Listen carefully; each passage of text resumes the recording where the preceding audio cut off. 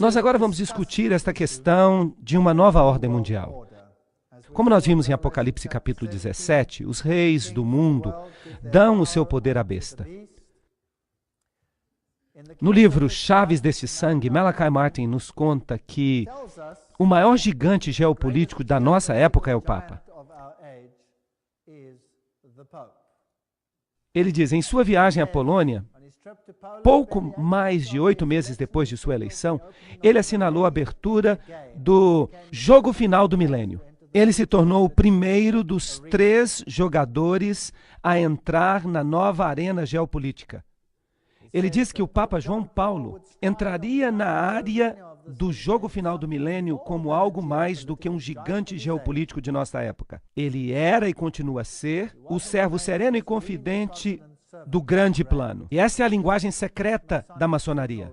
Aqui está o Papa João Paulo II com a comissão trilateral. E aqui está o Papa João Paulo II com B'nai B'rith, o maçom dos judeus. E esta é uma fascinante figura representativa, com ele no centro, controlando as mais poderosas correntes de pensamento do mundo.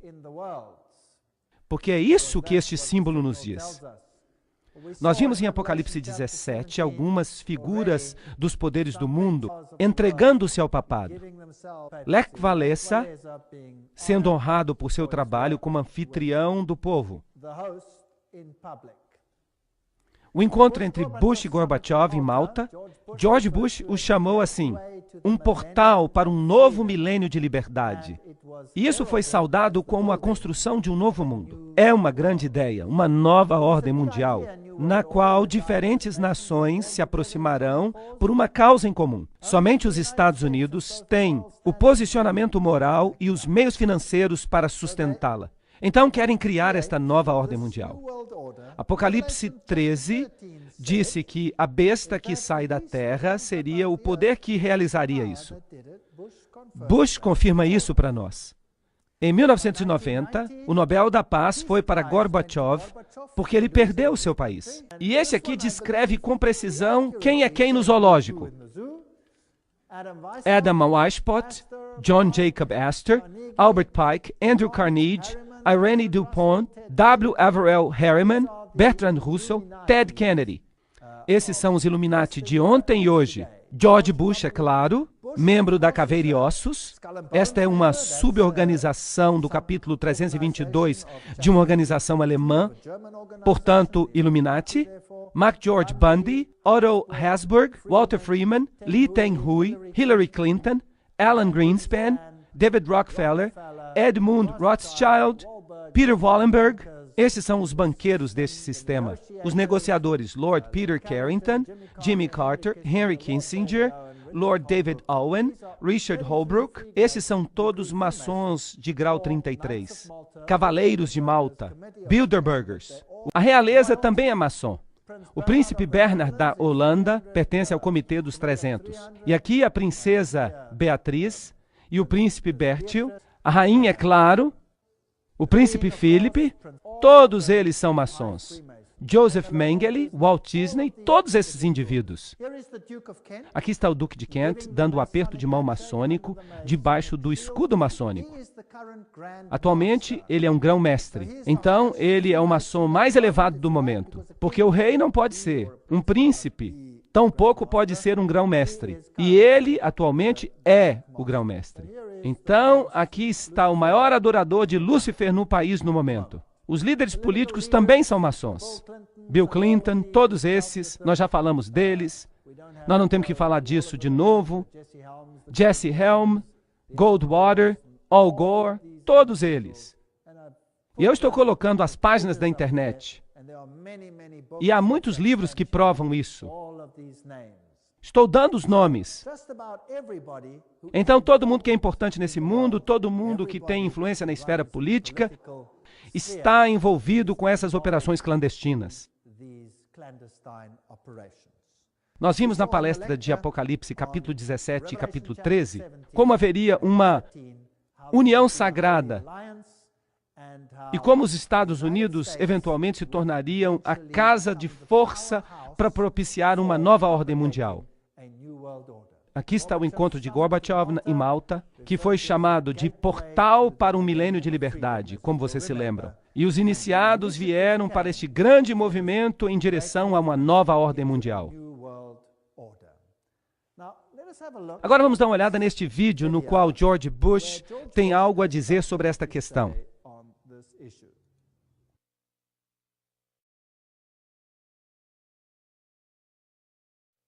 As instituições da liberdade estão adormecidas, mas as Nações Unidas podem lhe conceder uma vida nova. Essas instituições têm um papel crucial na nossa busca por uma nova ordem mundial. Uma ordem na qual nenhuma nação precisará entregar um jota de sua própria soberania. Uma ordem caracterizada pelo governo da lei e não o governo da força. Então ele está dizendo aqui que as nações não vão precisar entregar um jota da sua soberania, mas que todas elas precisam entrar na nova ordem mundial. É isso que ele está dizendo. Está aí diretamente da boca dele. Então esse terrível incidente ocorreu.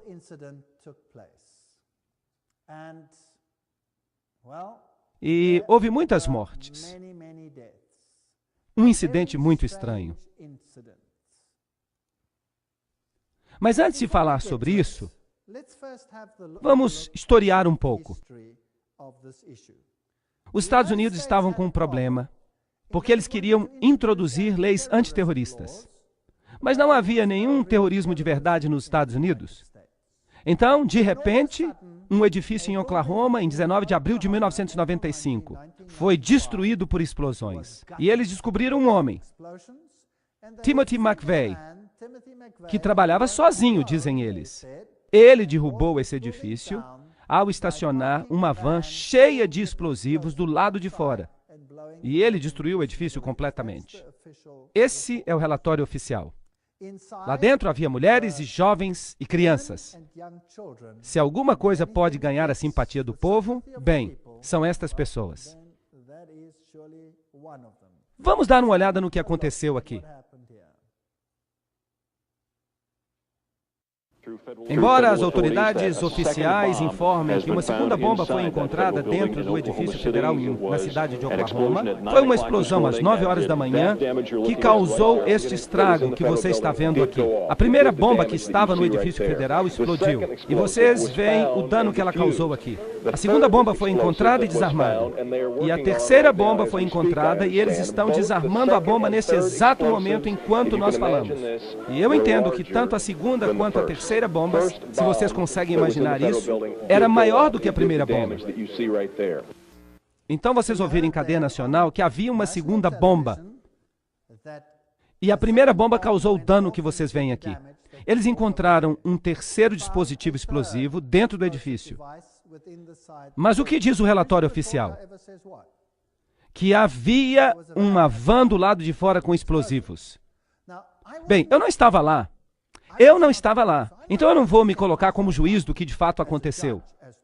Não, eu estou meramente dizendo o que o repórter disse, o que o noticiário disse. E por isso nós fazemos perguntas, mas cabe a vocês a decisão. Timothy McVeigh aparentemente trabalhava sozinho, assim como no caso Kennedy. Ele explodiu todo o lugar. Mas testemunhas oculares dizem que viram dois indivíduos e que viram este caminhão no dia anterior e que eles tinham um número. Mas quando esse edifício explodiu, não havia nenhuma cratera no lugar onde este caminhão deveria ter explodido. Agora, se um caminhão explode do lado de fora do edifício, é necessário que haja uma cratera, e o edifício deve implodir. Mas o edifício não implodiu, ele explodiu. Isso tem que ter sido feito por um dispositivo colocado do lado de dentro. Agora, para encerrar o caso e para dizer que foi um caminhão, as pessoas disseram, bem, certamente se foi um caminhão, então deve haver algumas partes do caminhão que sobraram. O que eu quero dizer é que uma explosão não destrói todas as peças de um caminhão. Elas podem estar bastante danificadas, mas deve ter sobrado alguma peça do motor ou algo parecido. Mas não havia nada. E, eventualmente, a pressão se tornou tão forte que um agente da CIA, que estava correndo a 4 quarteirões de distância, tropeçou num pedaço do eixo do caminhão e o encontrou. Mas o problema é, como dizer que essa parte do eixo fazia parte do caminhão? E agora eles descobriram um número de registro. E, por sorte, o número estava no eixo traseiro. Agora, em nenhuma parte do mundo inteiro, os números de registro dos automóveis ficam no eixo traseiro. Então, esta é uma questão estranha. Mas, no entanto, ele foi identificado como o único culpado. Mas há tantas suspeitas em relação a esta explosão que eles eventualmente fizeram um contrato e eles destruíram todo o edifício antes da possibilidade de examinar o que de fato havia acontecido naquele evento particular. Então aconteceu outro evento, as Torres Gêmeas. Mas o que aconteceu depois do primeiro evento? Depois da bomba em Oklahoma, os Estados Unidos conseguiram aprovar legislação antiterrorista em 5 dias. E aquela legislação antiterrorista deu poderes ao presidente dos Estados Unidos para suspender a Constituição. Mas não concedeu a ele poderes para poder entrar em qualquer país do mundo que ele quisesse. Para isso, ele precisava de uma legislação sobre guerra. Alguma coisa parecida com Pearl Harbor. Era necessário um incidente. Bem, esse incidente ocorreu quando as Torres Gêmeas foram destruídas. E o presidente Bush falou às Nações Unidas em novembro de 2001. Nós precisamos falar a verdade sobre o terrorismo. Nós não vamos tolerar histórias fantásticas de conspiração com respeito aos ataques de 11 de setembro. Mentiras maliciosas que tentam tirar a culpa dos terroristas, tirar a culpa dos culpados. Não é interessante que George Bush está dizendo aqui, nós não vamos tolerar fantásticas teorias de conspiração que tiram a culpa dos terroristas? Por quê? Porque muitas pessoas já não estavam acreditando que o relato daqueles incidentes era preciso. Vamos examinar a primeira colisão. Foi aqui que o primeiro avião se chocou. Tim, sua vida vai mudar, mas mais importante, a vida do seu filho vai mudar para sempre. A América nunca mais será a mesma depois de 11 de setembro. Nós estávamos nos preparando para esse tipo de evento já fazia uma década. Nós temos orientações presidenciais de um projeto chamado Defesa da Pátria.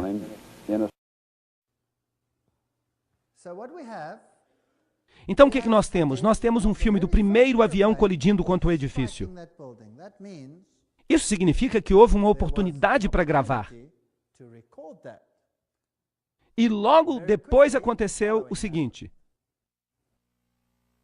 Mesmo que os líderes do Talibã neguem qualquer participação nisto, um jornalista árabe que mora em Londres disse hoje à Associated Press que os seguidores de Osama Bin Laden advertiram faz 3 semanas que eles iam realizar algum tipo de ataque. O chefe de segurança do Departamento de Bombeiros da cidade de Nova York me disse que ele recebeu a palavra que havia a possibilidade de um outro dispositivo. Escutem isso, um dispositivo secundário. Há a possibilidade de outra bomba. Ele tentou tirar esses homens rapidamente, mas ele disse que houve outra explosão. Havia dispositivos que foram instalados no edifício. Depois de 45 minutos de gravação, houve uma explosão. Foi lá em cima onde havia fogo. E naquele momento todo o edifício ficou em chamas e todos correram. Eu estava a 5 quarteirões de distância quando eu ouvi as explosões. 3 barulhos. E eu me voltei para ver o edifício do qual acabávamos de sair. E ele se inclinou para o lado e caiu. Tudo começou de repente, como se fossem tiros. Bang, bang, bang, bang. E de repente, 3 grandes explosões. As testemunhas disseram que ouviram dispositivos secundários. Bang, bang, bang, bang. Uma série de explosões, então esses edifícios caíram. Os peritos em demolição dizem que é exatamente isso que acontece numa demolição planejada. Vejam que quando o avião se choca, há uma grande bola de fogo. Essa bola de fogo é causada por todo o combustível que é queimado do avião. Então não sobra mais nada para explodir? Sendo assim, o que foi responsável pelas explosões secundárias? Se nós observarmos o cenário, você observará ali as torres gêmeas e há edifícios ao redor. E esses edifícios foram muito pouco danificados. Eles não foram danificados seriamente. E há uma rua e um outro edifício ali chamado edifício número 7. E aquele edifício caiu algum tempo depois, embora nada o tivesse acertado. Mas ninguém nunca disse nada sobre isso. O que será que fez com que o edifício número 7 implodisse? Vamos assistir. O primeiro avião colidiu e um terceiro edifício no World Trade Center entra em colapso. Esse é chamado de edifício 7 do World Trade Center. Vejam os destroços voando do edifício número 7. Aí está o número 7 caindo. Você vai ver que a explosão está vindo em direção à câmera. Essa é a torre número 7 do World Trade Center. Normalmente a CIA estaria ali, mas é claro, eles naturalmente abandonaram o edifício quando ocorreu aquela catástrofe. Então quem é que deveria estar ali no edifício? A CIA deveria estar naquele edifício.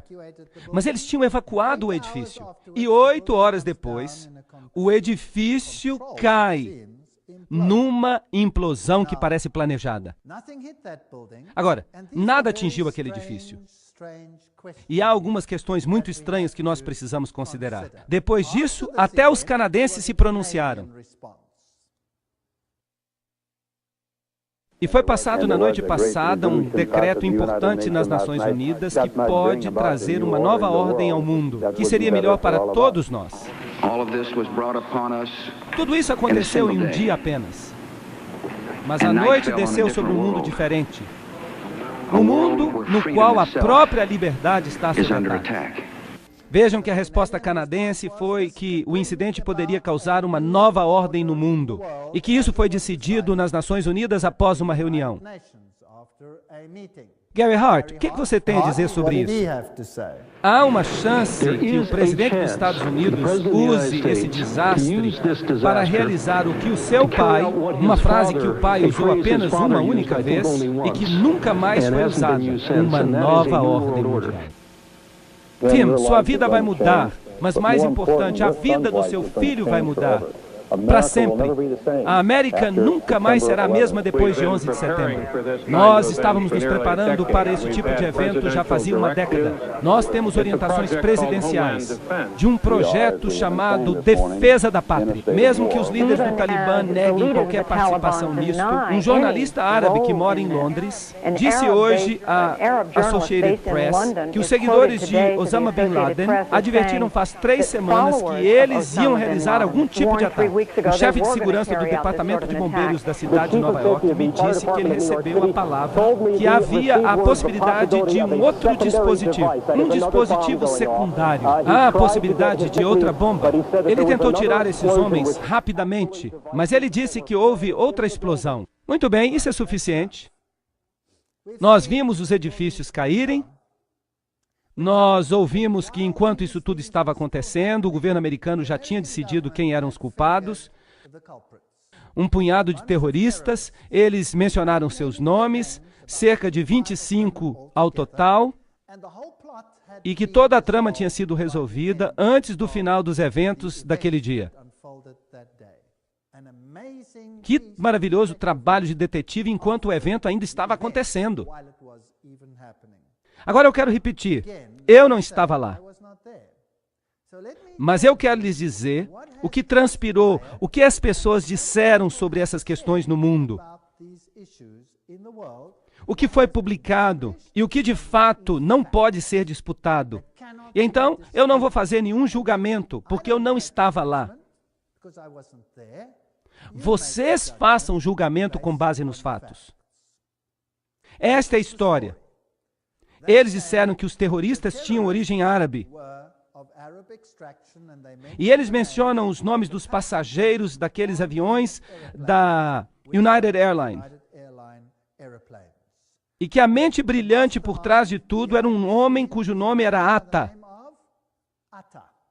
Dizem que foi ele que recebeu aula sobre como pilotar o avião. Quando eles liberaram os nomes, imediatamente houve uma resposta dos países árabes, porque 5 dos terroristas, dos supostos terroristas mencionados, estavam bem e vivos. E, é claro, não podiam ter estado no avião, certo? É muito importante, eles estavam bem e vivos e não podiam estar no avião. E como é que então eles sabiam que Atta era a mente brilhante? Bem, aconteceu de ele esquecer os seus documentos no táxi que o levou para o aeroporto. Foi por isso que eles conseguiram os seus documentos. Agora, que terrorista deixaria os documentos para trás? Esta é uma questão. O próximo ponto, que é muito interessante, é que eles dizem que tem evidência de que ele era um homem porque ele escreveu um bilhete suicida. Isso é fato. Isso é o fato publicado. O que eu estou dizendo agora, e eu não estou inventando isso, há provas dessas coisas. Tudo isso é fato. Você decide o resto por si mesmo. Agora, ele escreveu um bilhete suicida. E esse bilhete suicida foi encontrado dentro de sua valise. E ele entregou a sua valise, como normalmente nós fazemos quando vamos para um avião. Agora, que pessoa escreveria um bilhete suicida que vai ser destruído num acidente de avião? Será que isso faz algum sentido? Então, o fato é que eles têm um bilhete suicida. Mas a pergunta é, se ele entregou a valise quando ele entrou no avião, como é que eles têm esse bilhete suicida? Por acaso, esta foi uma das valizes que eles esqueceram de colocar no avião. E foi assim que eles conseguiram o bilhete. Como é que eles poderiam saber que havia terroristas árabes lá? Porque havia um passaporte. Nada mais sobreviveu ao acidente do avião. Mas um passaporte caiu e ficou um pouco queimado, mas dando ainda a possibilidade de identificar um dos terroristas. Agora, estes aviões, eles atingiram as Torres Gêmeas com absoluta precisão. As suas caixas pretas foram totalmente destruídas. Elas são feitas de titânio e elas são planejadas para sobreviver a qualquer acidente. Nenhuma caixa preta foi encontrada. Elas foram totalmente destruídas. Então nós temos uma situação muito estranha. O que atingiu o edifício número 7? Nada o atingiu. Mas ele caiu do mesmo jeito que os outros. E há evidência de que havia dispositivos secundários nos edifícios, como vocês mesmos ouviram os comentaristas dizerem. E a infraestrutura dos aviões? Bem, havia algumas peças que foram encontradas. Então, é claro, houve uma situação de fato em que esses aviões atingiram aquele edifício particular. Porque você tem um monte de peças, de componentes de avião que sobreviveram. Com aquelas explosões tremendas, havia peças de avião por toda parte. Toda vez que um avião tem um acidente, há enormes peças de fuselagem que restam. E eles usam essas peças para poder imaginar o que causou o acidente, e eles fizeram a mesma coisa no caso das Torres Gêmeas. 3 dias antes que esses edifícios caíssem, 3 dias antes, as ações das companhias aéreas tinham sido vendidas numa negociação como nunca tinha existido antes. E alguns bancos compraram essas ações. Isso poderia ser um indício de que alguma coisa estava prestes a acontecer. Então houve um caso muito interessante. Havia um homem num país, no Canadá, que estava na prisão. Eles o prenderam por causa de uma situação de jogo ilícito. E eles o prenderam e ele disse, me deixem sair. Eu estou clandestinamente trabalhando para a CIA. Eu sou um agente. Eu estava investigando lavagem de dinheiro. Mas eles não deixaram sair. Então ele deu os nomes dos seus contatos da CIA. Mas a CIA provavelmente ficou embaraçada pela situação e negou que ele trabalhasse para ela. E esse homem ficou muito zangado, porque ele sentiu que ele tinha recebido uma facada nas costas. Isso acontece muito nesse tipo de negócio. E então ele escreveu uma carta antes do ataque de 11 de setembro, e ele fez um esboço de alguns eventos que aconteceriam. E ele mencionou que aviões iam tentar colidir contra as Torres Gêmeas e o Pentágono. Mas ninguém acreditou nisso. Mas quando aconteceu, eles se lembraram. Aqui estava um agente da CIA que disse, antes de acontecer, o que ia acontecer.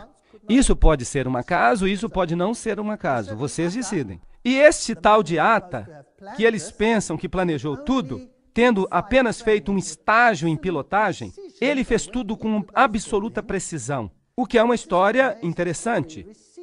Recebendo fundos de $100 mil do Serviço Secreto Paquistão em sua conta bancária. E vocês sabem que esse serviço secreto é muito amigo dos Estados Unidos. E nós temos essa transferência de dinheiro. Mas a conspiração não termina aí. No artigo Das Bositz im Pentagon, Os Males que se Sentam no Pentágono, foi escrito por um homem, pelo cientista político Thierry Meyssan, da França. E ele tem algo muito interessante a dizer. Quem foi? O que aconteceu aqui? Como é possível ter todos os nomes dessas pessoas e não ter a evidência de que elas estavam a bordo?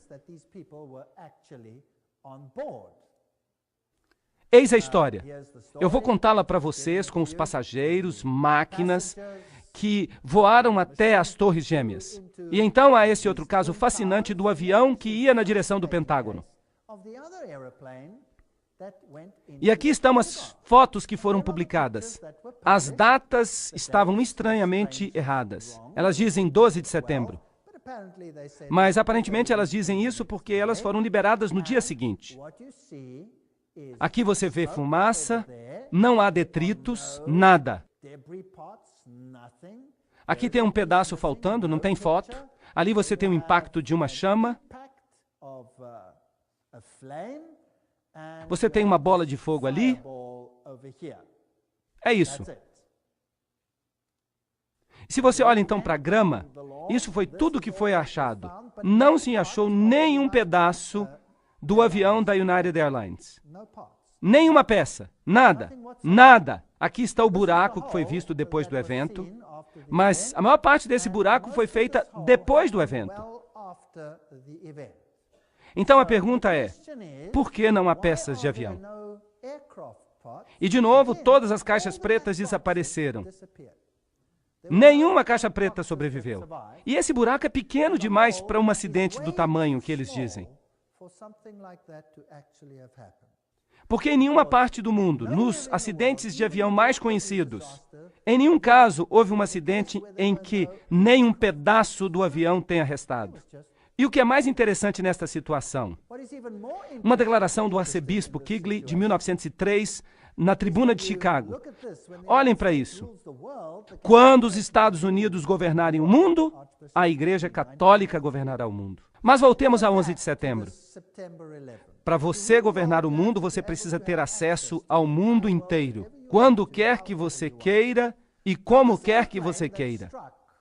Agora, este avião que atingiu o Pentágono e aquele outro que caiu por acaso, vocês sabiam disso?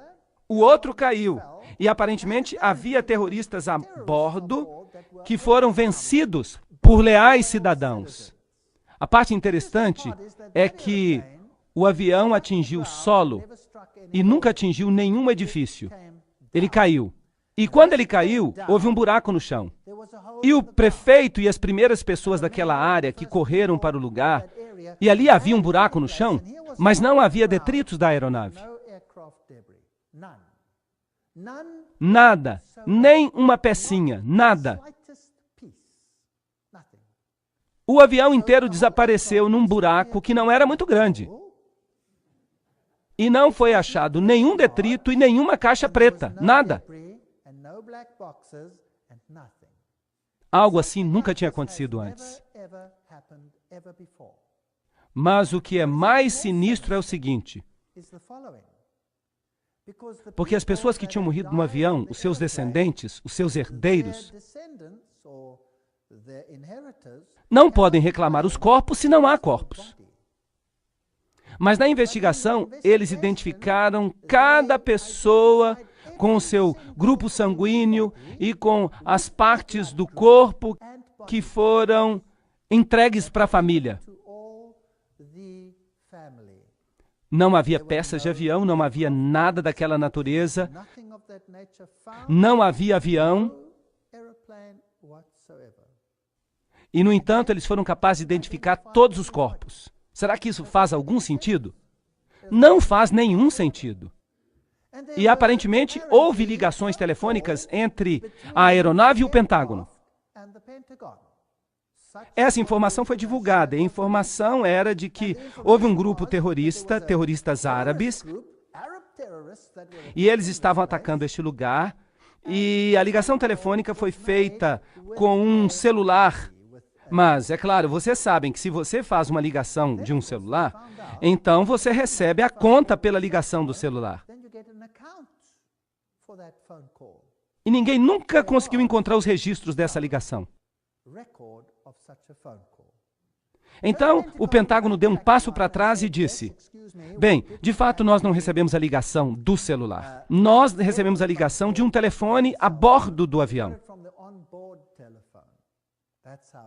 E, de novo, eles fizeram uma investigação. Se você faz uma ligação de dentro do avião, então você tem que passar o seu cartão de crédito e há um registro de uma transação de cartão de crédito daquela ligação. Mas não foi encontrado nenhum registro. Então, o Pentágono deu um passo para trás e disse: sim, é verdade, mas foi feita uma ligação a chamar. É por isso que não há nenhuma informação no cartão de crédito, porque o indivíduo não usou o cartão de crédito. Mas a verdade é que ninguém consegue fazer uma ligação a cobrar de um avião. E aí a história acabou. Então aqui estão 4 aeronaves. Nenhuma peça foi encontrada, exceto aquelas das Torres Gêmeas. Há buracos no chão, mas não tem nenhuma aeronave lá. Todas as partes dos corpos, com análise de DNA. Isso é interessante, muito interessante. Eles tinham planejado antes, na Baía dos Porcos, uma operação assim, aparentemente. Essa é a história. Eles estavam ensaiando uma forma de enganar as pessoas com uma operação de avião, em que um avião decolaria, pousaria, as pessoas sairiam, e então outro avião controlado por rádio decolaria e criaria a situação que eles quisessem sem qualquer pessoa a bordo. Isso já tinha sido feito antes nos Estados Unidos. Então pergunte-se a si mesmo, como é possível que todas as evidências circunstanciais apontem para o fato de que não havia ninguém naqueles aviões? Ninguém. E aí as pessoas ficaram com medo do antrax e, eventualmente, quando um alto político sugeriu que o antrax estava vindo de um laboratório dentro dos Estados Unidos, de repente houve silêncio absoluto. Aspecto da sua vida. Aqui está uma manchete. Gorbachev elogia o Papa e diz: o Papa está certo em exigir uma nova ordem mundial. Em 1991, o jornal Crônica de São Francisco disse: o Papa pede uma nova ordem mundial. Albert Einstein disse: o desejo que a humanidade tem pela paz pode ser realizado somente com a criação de um governo mundial. De todo o coração, eu creio que o presente sistema do mundo, de nações soberanas, somente pode levar ao barbarismo, à guerra e à desumanidade. E somente a lei pode garantir o progresso para uma humanidade civilizada e pacífica. Winston Churchill também é um grande nome. Vejam que eu não estou pegando citações de autores desconhecidos. A criação de uma ordem mundial autoritativa é o objetivo máximo que nós devemos alcançar. Charles de Gaulle diz: ou as nações se unem em um governo mundial, ou elas vão perecer. Líder do coro. Todas as nações virão e adorarão diante de ti, Senhor, e adorarão a ti, Senhor.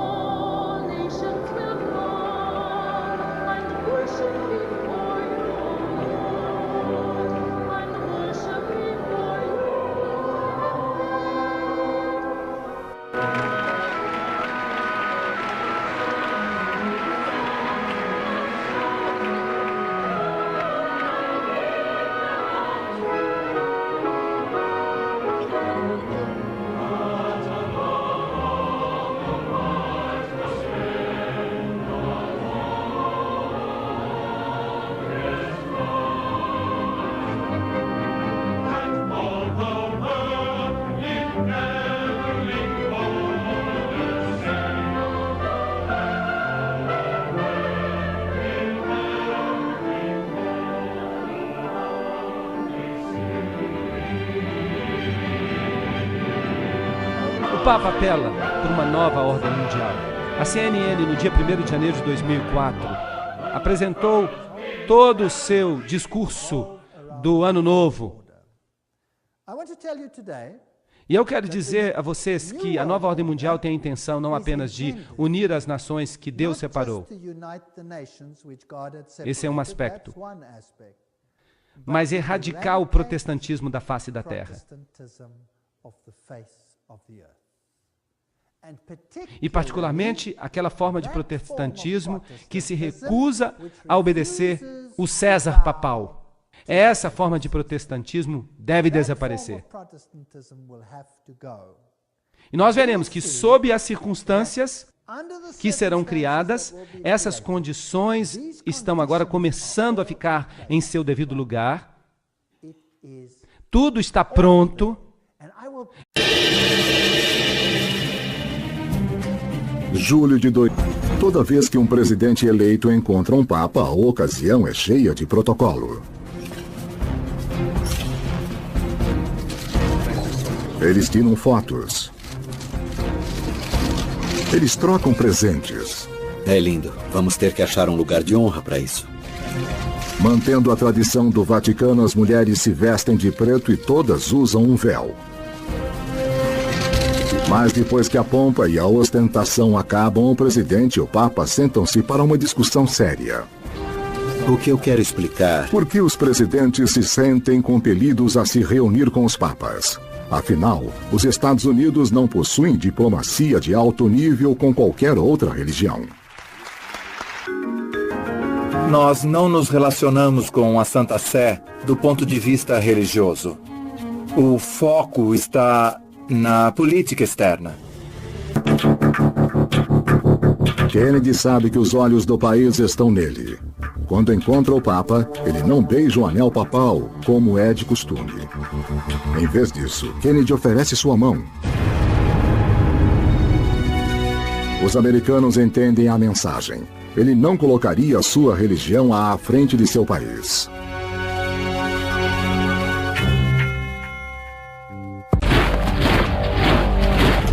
Enquanto a Guerra Fria entre os Estados Unidos e a União Soviética força superpotências à beira da Terceira Guerra Mundial, o Vaticano prova que pode ser de valor estratégico para os Estados Unidos.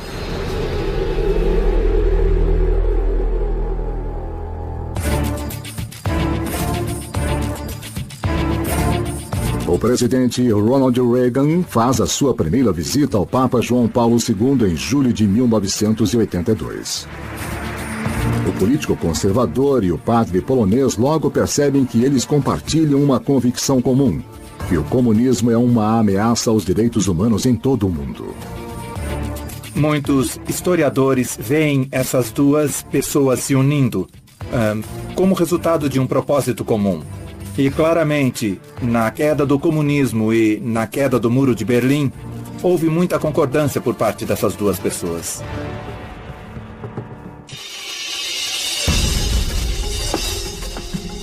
Enquanto Reagan intimida os soviéticos com um acúmulo de mísseis, o Papa João Paulo se reúne secretamente com o chefe da CIA americana. Os soviéticos respondem usando padres da Europa Oriental para se infiltrar no Vaticano e espionar o Papa. Logo depois, em 1984, os Estados Unidos abrem a sua própria embaixada no Vaticano. 5 anos depois, o Muro de Berlim desmorona e um novo capítulo é aberto nas relações entre o Vaticano e os Estados Unidos.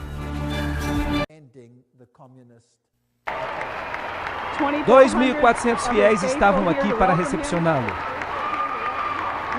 Ele está acenando à multidão.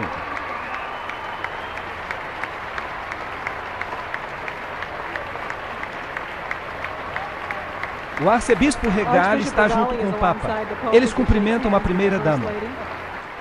Nós honramos Vossa Santidade por ajudar a criar uma revolução de valores e de espírito na Europa Central e na antiga União Soviética, libertando milhões para que possam viver por sua consciência e não pela coerção, e nos libertando a todos do constante temor da guerra nuclear. Em nome de todos que aqui estão reunidos, De fato, em nome de todo o povo da nossa amada nação, nós o recepcionamos de volta à América.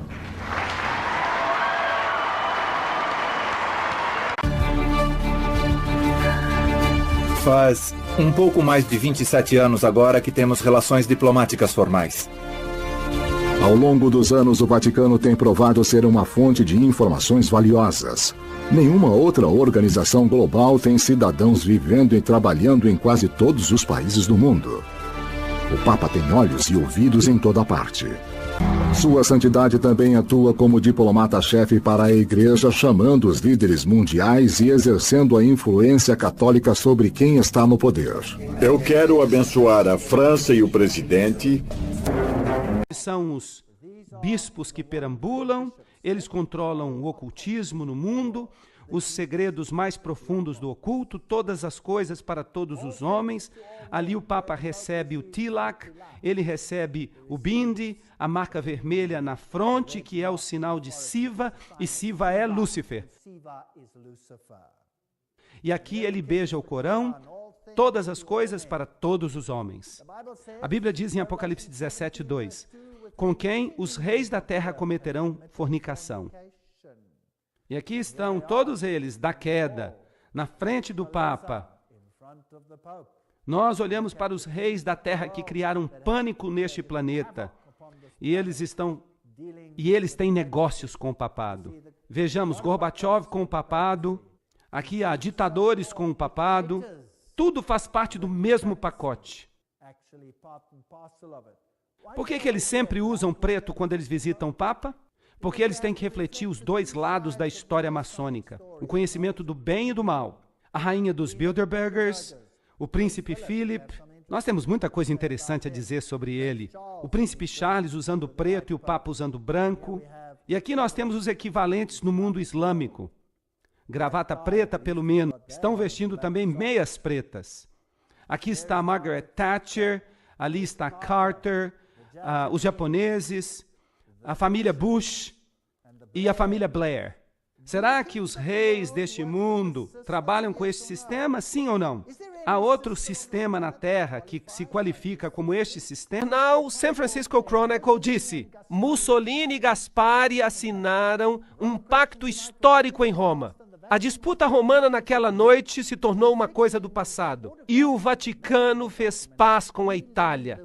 As assinaturas naquele documento memorável pretendiam sarar a ferida. É como se eles estivessem citando as Escrituras.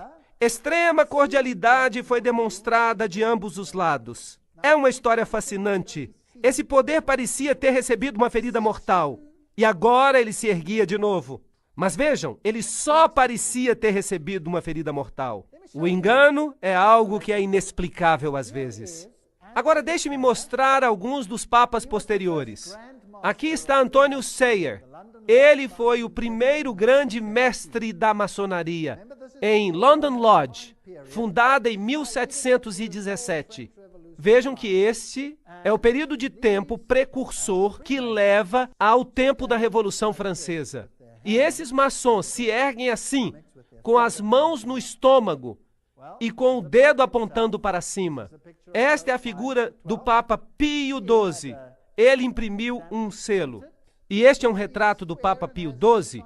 Ele é quadrado e tem um simbolismo maçom nele. E ele aparece em pé do mesmo jeito. É interessante que o Vaticano proibiu a maçonaria. Mas também é interessante que se você não quer ser culpado por alguma coisa, tudo que você tem que fazer é proibi-lo e praticá-lo em segredo. Mas lá no Vaticano, a maçonaria proliferou e todo cardeal se tornou membro. É interessante, mesmo quando ela havia sido proibida. Lembrem-se que Apocalipse capítulo 9 nos disse, soou a trombeta e eu vi uma estrela cair do céu na terra e a ele foi dado a chave do abismo sem fim.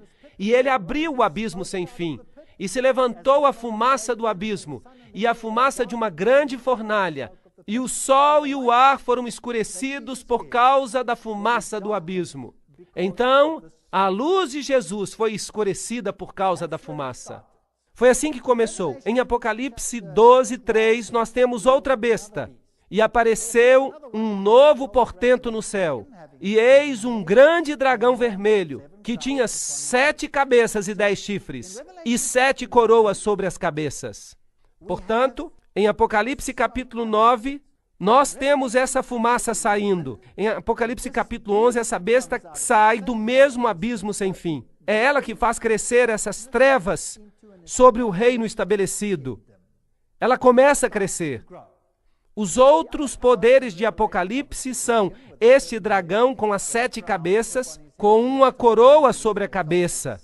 E Apocalipse nos diz quem é. É Satanás que representa todos os reinos da terra, aparentemente. E Apocalipse 12, 9 nos diz que foi ele que foi lançado fora. Ele é o diabo. E ele engana o mundo inteiro. Ele faz guerra com a mulher de branco, que é a outra igreja boa na terra que representa a palavra de Deus. Há outras bestas no livro de Apocalipse. Há o leão com 2 asas, que é uma imagem do livro de Daniel. Em Apocalipse 13, nós temos a besta com a boca de leão. Então, há uma besta que se parece leopardo em Apocalipse 13. Seus atributos são também descritos. Há um urso em Daniel 7.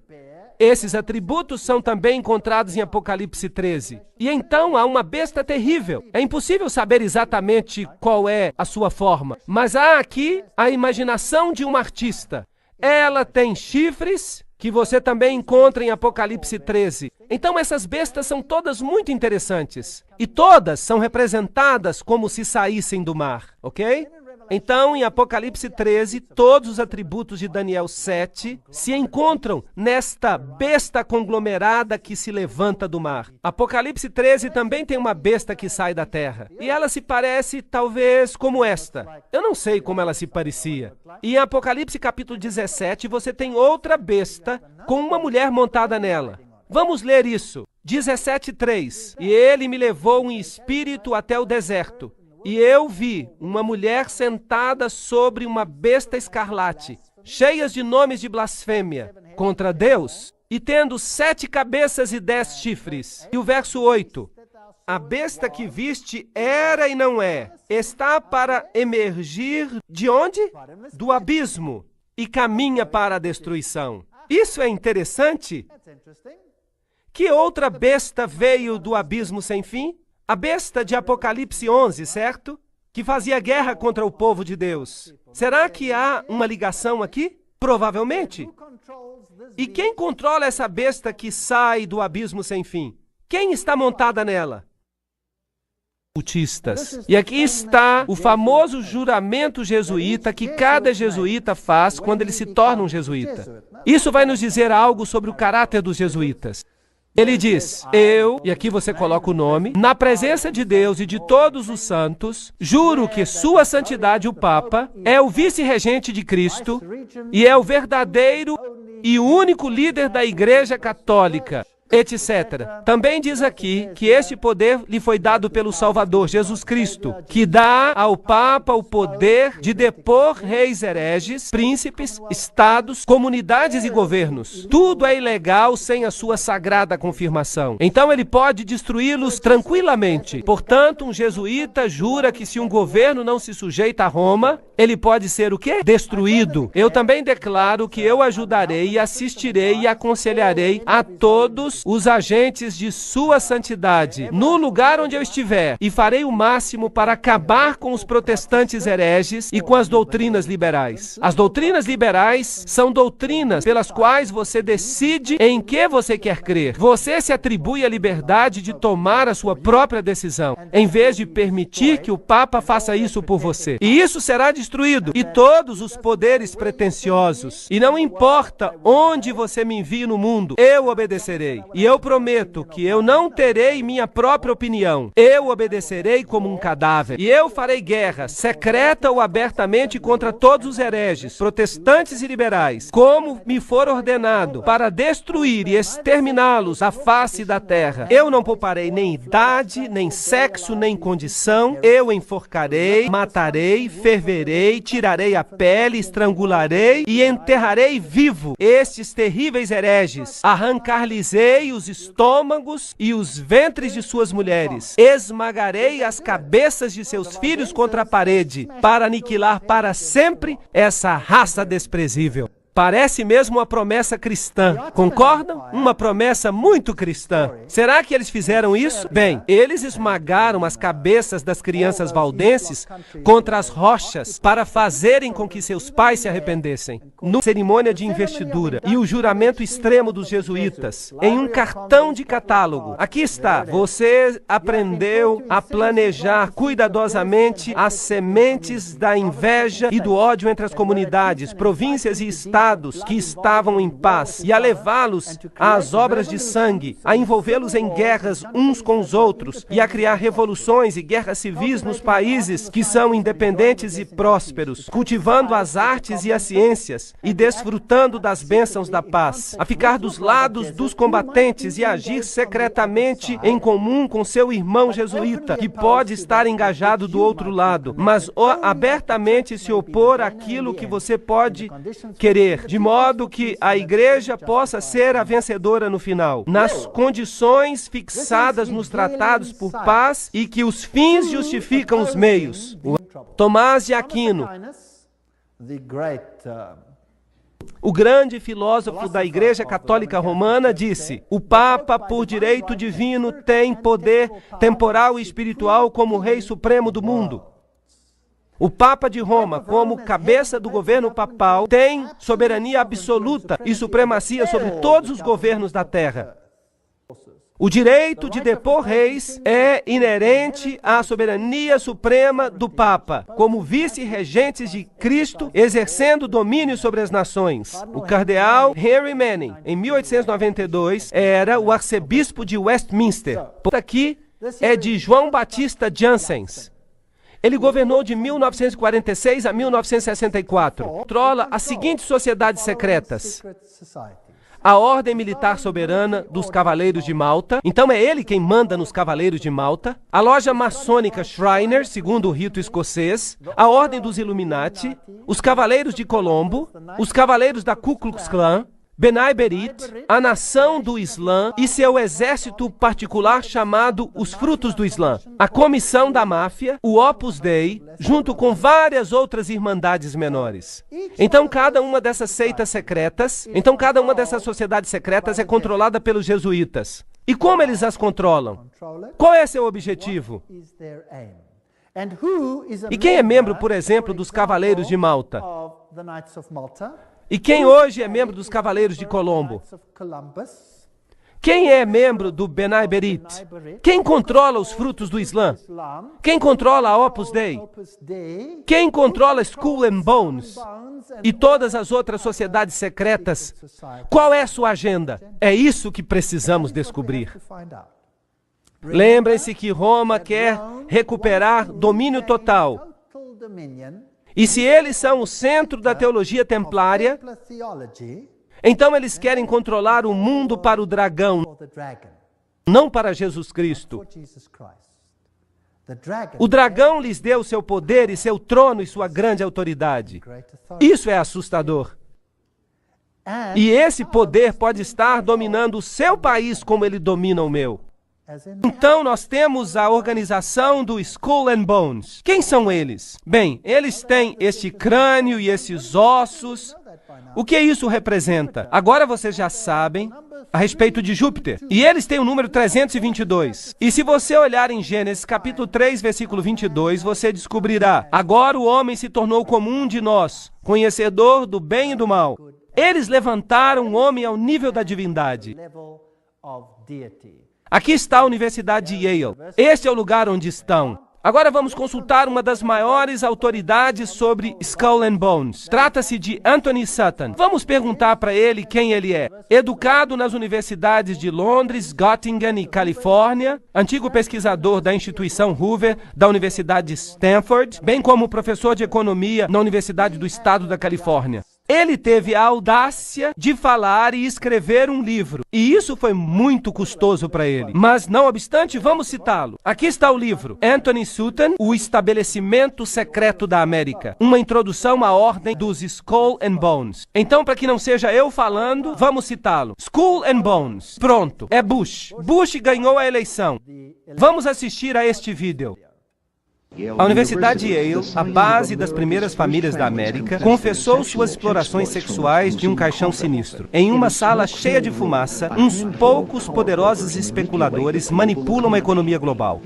Estas são as supostas atividades de algumas das sociedades secretas da América. Grupos com nomes como Bilderberg, Skull and Bones ou Caveira e Ossos, e a Comissão Trilateral. A Sociedade da Caveira e Ossos foi fundada em 1832 por 15 livres docentes da Universidade de Yale, em New Haven, Connecticut. Eles estabeleceram uma sociedade secreta com regras e rituais que permanecem inalterados até o dia de hoje. A cerimônia de iniciação à Caveira e Ossos acontece em abril, no porão de uma tumba. Um distinto membro serve como mestre de cerimônias. Uma vez vestido, ele passa a ser chamado de Tio Toby. O membro mais baixo é designado Diabinho e recebe uma fantasia satânica. Um caveira de voz profunda é vestido como Don K. Holte. Outro é vestido como fundador da faculdade, Elihu Yale. E outro recebe vestes papais. Isso seria muito divertido se não fosse pelo fato de que entre os antigos caveiras estão 3 presidentes: William Howard Taft, George Bush e George W. Bush. Inúmeros senadores e embaixadores, industriais como William Whitney, agentes da CIA, oficiais do Departamento de Estado e o magnata das publicações Henry Luce. Exige-se segredo absoluto. Na sua autobiografia de 1999, George W. Bush dedica apenas uma frase a seu período na Caveira e Ossos.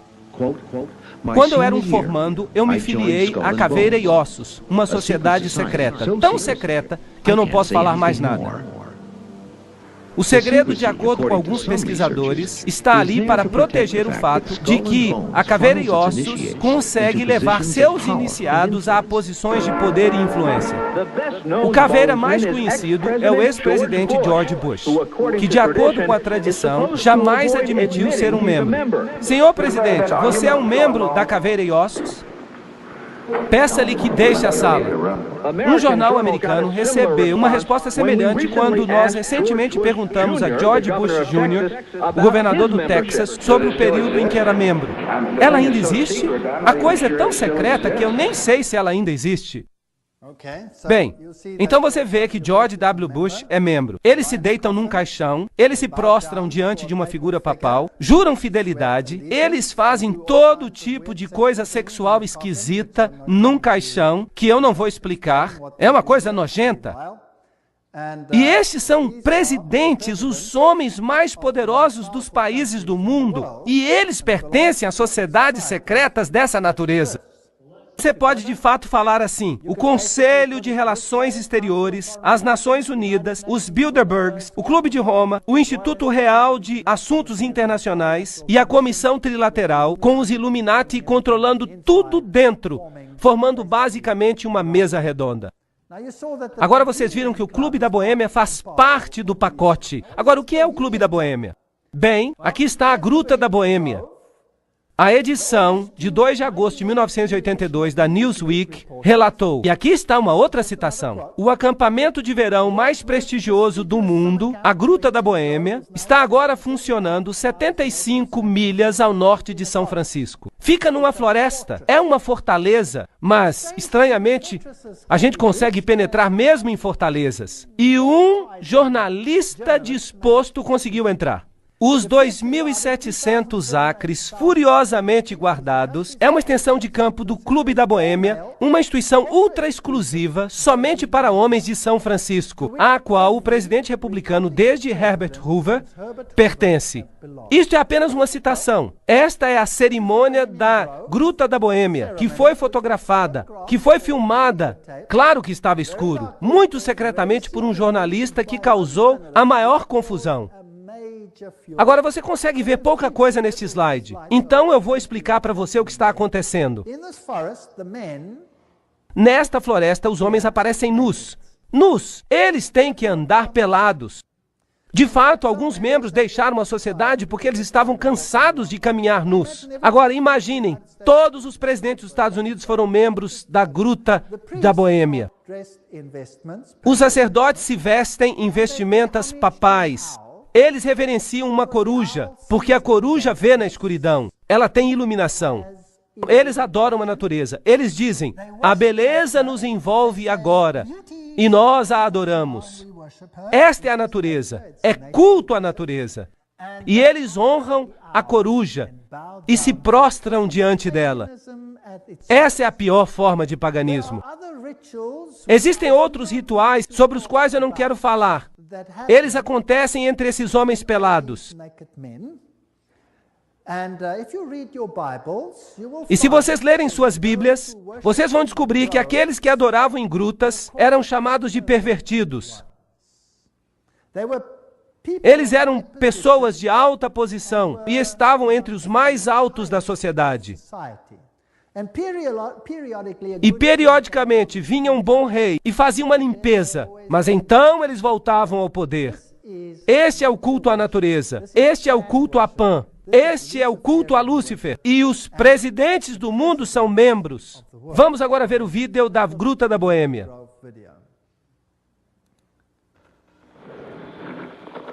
Ali estão as vestimentas papais. A coruja nesse templo de folhas.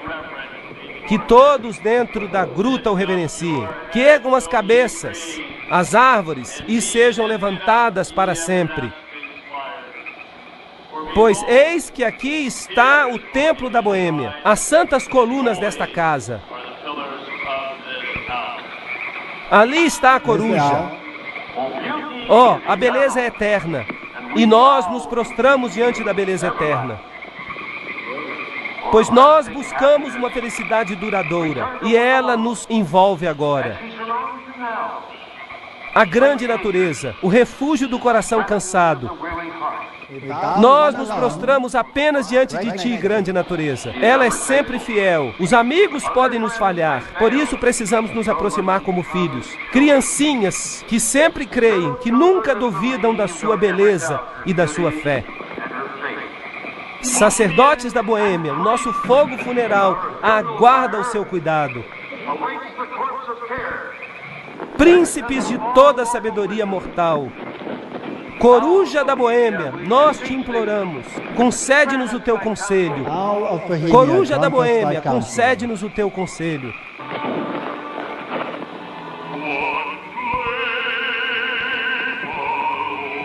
Bem, isso é só a parte do ritual que mostra que é culto à natureza. Culto condenado pela Bíblia. E contudo, quem são os membros? Vamos continuar.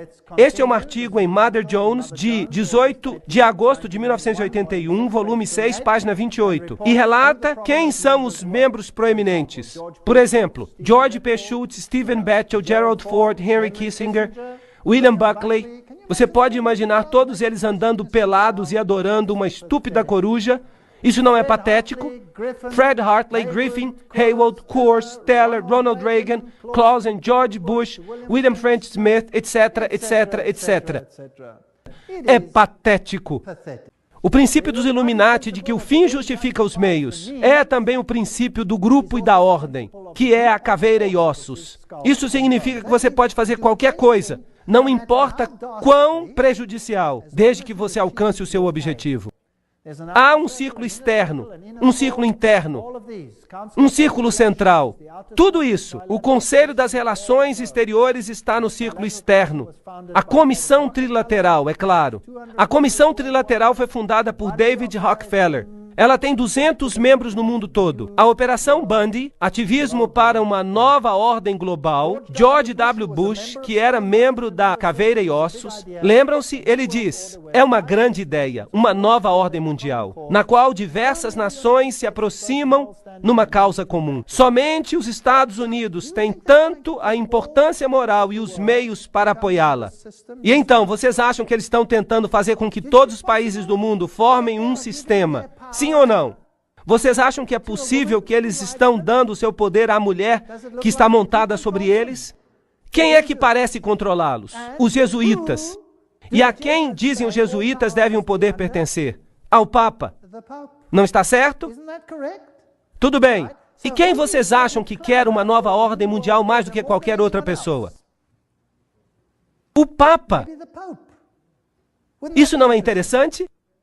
Bem, aqui está ele. A nova ordem internacional por causa da paz. Quando? 3 de janeiro de 2004. Foi o seu discurso de novo ano, dedicado a pedir a implementação de uma nova ordem mundial. Cidade do Vaticano, 1º de janeiro de 2004. João Paulo II começou o novo ano insistindo que a paz é possível e também que é uma obrigação. E ele pediu uma nova ordem internacional. CNN, o que você tem a dizer?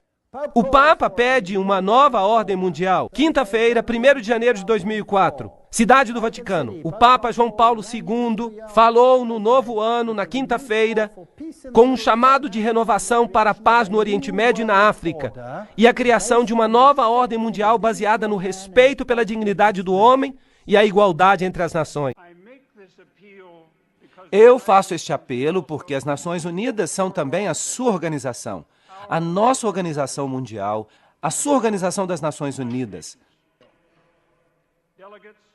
Delegados, por favor, lembrem-se, as Nações Unidas são a única máquina que nós temos para a cooperação coletiva entre todas as nações.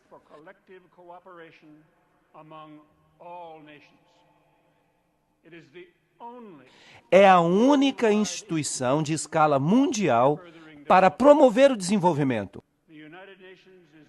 As Nações Unidas são o único mecanismo universal para proteger os direitos humanos. As Nações Unidas são a única moldura que compartilhamos para fortalecer a legislação internacional. Delegados, as Nações Unidas não representam o luxo da vida internacional. A obra das Nações Unidas é de vital importância para a melhoria da vida em nosso planeta. Isso é fascinante. Vou mostrar-vos agora uma coisa que é inacreditável. Algumas famílias são realmente famílias do ocultismo neste planeta. Vou-lhes mostrar a árvore genealógica da família Howland. Aqui temos os muitos avós desta família. E são descendentes de... Vou mostrar-vos os seus descendentes. E vão-me dizer se isto acontece por acaso ou não.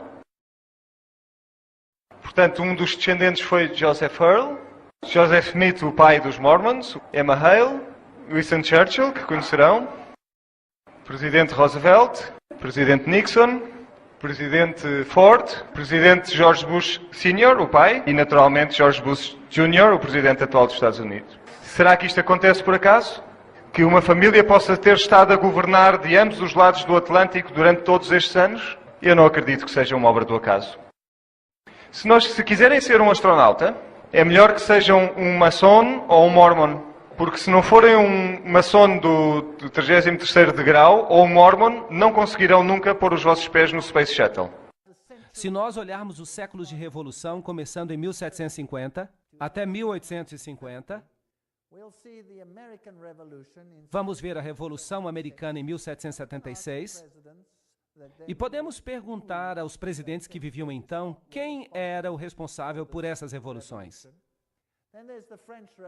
Então, a Revolução Francesa, em 1789, a Revolução Espanhola, em 1823, a Revolução Polonesa, em 1831, as revoluções alemã e italiana, em 1848, em 1917, tivemos a Revolução Russa. E a partir dessa época, nós passamos a ter guerras, como a Guerra de 1914 a 1918. Essa guerra fez com que a Revolução Russa se tornasse possível. E a Segunda Guerra Mundial de 1939 a 1945. Houve muitos conflitos neste planeta. Quanto sangue foi derramado neste planeta como consequência dessas revoluções? Por quê? Porque um poder quis assumir controle absoluto. E a Bíblia fala que foi o diabo que lhe concedeu esse poder, de modo que todos se sujeitassem a esse poder, e a nenhum outro.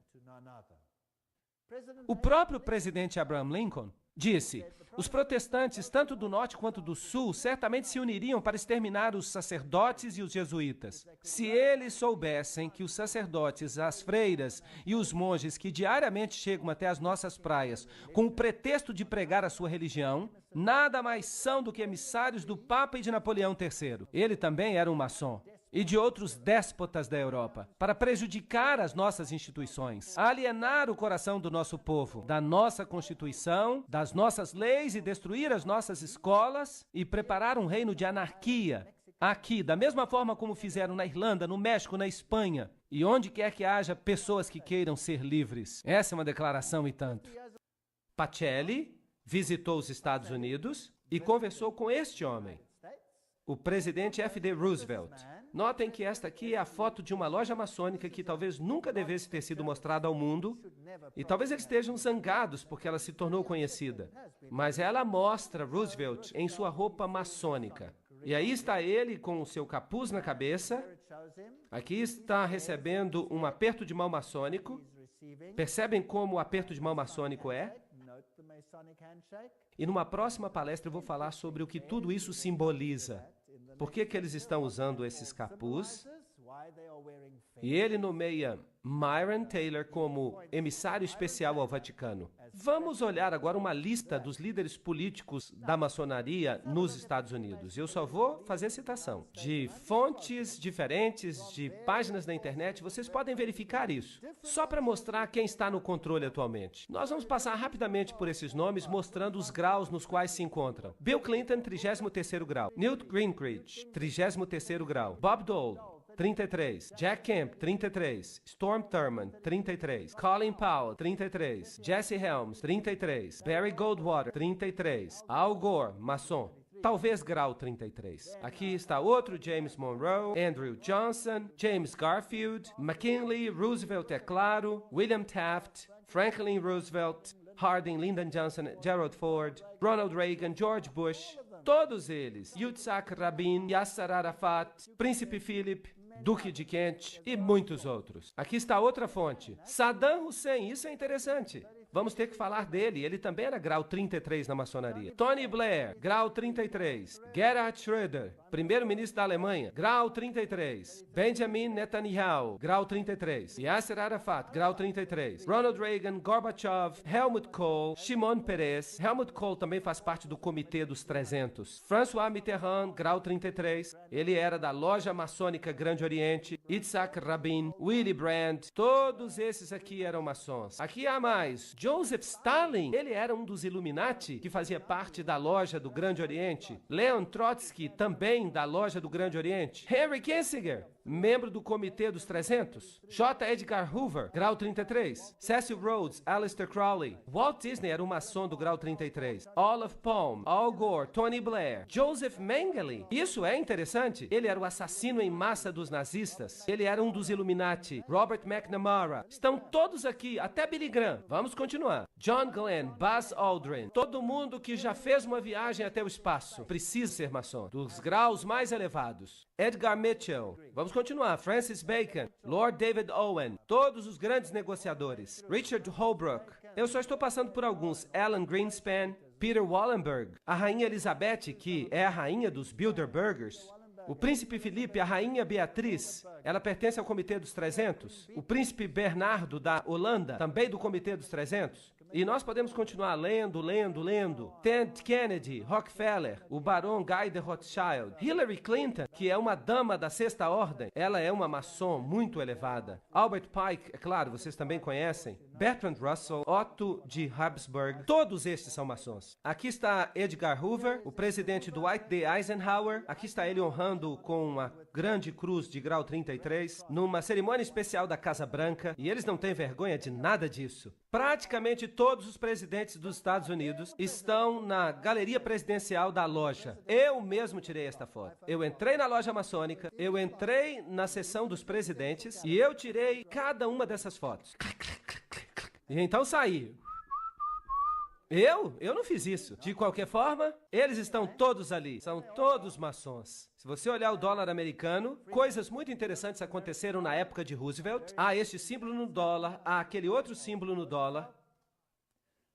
Nós não temos tempo para explicar tudo. Aqui está a frase, em Deus confiamos, o número 1. Se você observar este símbolo aqui, está escrito, assim começa a nova ordem dos séculos. Agora, se você intercalar o hexagrama, então você vai ter A-S-N-O-M, que é um anagrama da palavra maçom. Se você olhar do outro lado, você vai perceber alguns objetos e então se aponta para... E então está escrito ARLTO, abreviatura de Arlington. Há muitas coisas sobre as quais eu poderia falar, muitas coisas interessantes. Se você observar o número 1, se você observar essa pequena meia-lua, há uma estrutura aqui. Será que você consegue ver? É um microponto. Você tem que olhar com uma lupa e você vai perceber uma pequena coruja na lua. E ao redor nós temos uma teia de aranha. Há muito simbolismo aqui. Agora, se você observar as moedas antigas, vai perceber que as antigas divindades eram associadas à coruja. E quando nós fizemos uma visita àquele bosque na Boêmia, o que eles adoravam lá? A grande coruja da Boêmia. E vocês viram os presidentes dos Estados Unidos curvados diante da coruja da Boêmia. Foi muito assustador. Agora, observem este símbolo. Aqui está o olho que tudo vê, pertencente a Lúcifer. Ele ainda não está integrado à base do triângulo. Quando ele for integrado, Lúcifer terá o seu reino. Aqui está. Assim começa a nova ordem dos séculos. A nova ordem das épocas. E há 13 níveis aqui. Na base encontra-se a data da independência dos Estados Unidos, que é também a mesma data da fundação dos Illuminati. Você tem a teia de aranha, símbolo da nova era. Você tem aqui uma faixa, um laço, que pertence a Lúcifer. Você pode percebê-lo aqui, nesta Igreja Católica Romana. Aqui você tem Anubis, aqui você tem a Fênix, o símbolo de Júpiter, do deus Júpiter, a caveira com os ossos, e aqui está a fita. Estão vendo? Tem uma associação com Júpiter.